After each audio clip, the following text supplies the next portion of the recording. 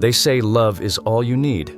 But what if falling in love too young is the exact reason your dreams never come true? Because here's the uncomfortable truth. Being in a relationship, or even getting married before 30, might ruin your life. And no one wants to tell you that. Stick around to the end because I'm going to break down the real consequences of committing too early, financially, emotionally, and personally. And I'll show you what you should focus on to find the right person at the right time. Welcome to the Black Sheep channel. They lied to you, and it's time to wake up. The romantic lie society sells you. From the time we're kids, we're told to find the one. That love is the ultimate goal. That if you don't find someone before you're 30, you've failed. But here's reality. Most people who rush into relationships in their 20s regret it by their 30s. Why?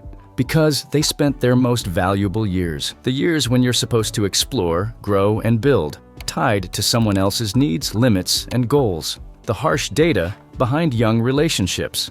Let's talk about facts and not feelings. According to the U.S. Census Bureau and studies from the National Center for Family and Marriage Research, couples who marry before the age of 25 face a divorce rate of over 60%. Even among those who marry between 25 and 29, the rates remain significantly higher than those who wait until their 30s. Why? Because those early years are filled with personal change. Your brain isn't even fully developed until around 25, and yet society pushes you to commit to forever before you even know who you are. A Stanford study also found that relationships formed in early adulthood are 70% more likely to end within 5 years than those formed later. Not because people don't love, but because they're not yet equipped to love wisely. So the idea of young love being more pure or real, statistically, it's more unstable. What you're really giving up? Opportunities. You could be traveling, moving for a dream job, building your own business, but instead you're compromising. You're saying no to growth, so you can say yes to stability too soon. How many people turn down scholarships, career changes, or once-in-a-lifetime chances because their partner wasn't on board? And here's the thing. Your 20s are your prime time for risk-taking. If you've ever thought about starting a business, escaping the 9-to-5, or doing something outside the system, this is when you do it. You can live lean, fail fast, recover quicker, and you have time. Once you've got a couple, a mortgage, kids, or shared responsibilities, that freedom fades fast. Money. It's not romantic, but it's real. Once you're in a couple, your fixed costs will increase rapidly. Young couples often get into debt together. They move in before being financially stable. They have no investment strategy, no backup plan, and expenses go up. And if you unfortunately become one of these statistics, divorce can be a financial headache. Identity. You are not the same person at 20 that you'll be at 30, and neither is your partner. But when you lock into a relationship too early, you grow in a box. You make compromises you'll later resent. Think about it. Would you wear the same clothes, do the same job, or believe the same things you did at 19? Then why would you assume your relationship should stay the same? The pressure trap. Let's be honest, a lot of people get married or settle down before 30 not because they want to, but because everyone else is doing it. Family, friends, social media.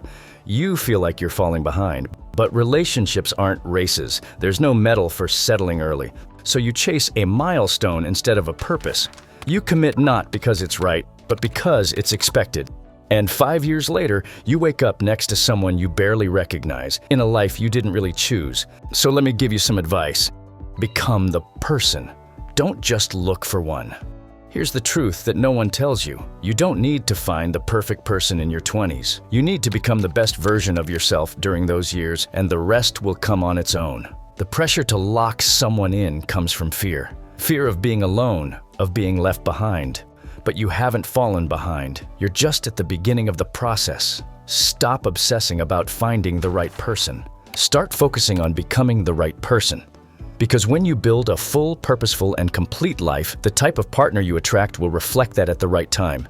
Don't chase a person, build a life that attracts them. What to do instead before the age of 30? Invest in yourself. Your 20s are your foundation. Learn valuable skills for the job market. Start projects. Build financial independence, improve your fitness and nutritional status, and establish your ideas and lifestyle. Live boldly, travel, take risks, try things that might fail. Experience what it means to be truly free before you share your life with someone. Remember that you will never be that young. Date with clarity, not desperation. You are not destined to find someone, but as we have said, to become someone. And the right person won't complete you. It will complement the life you already love. If you're tired of chasing approval and ready to build a life on your own terms, The Subtle Art of Not Giving a F by Mark Manson will change how you think about love, success, and purpose. Get your copy through the link in the description and first comment of this video. So, what do you think? Is it better to wait until after 30 to commit? Drop your story in the comments. And if you know someone who needs to hear this, share the video. Remember, they lied to you, and it's time to wake up. Don't miss the next video.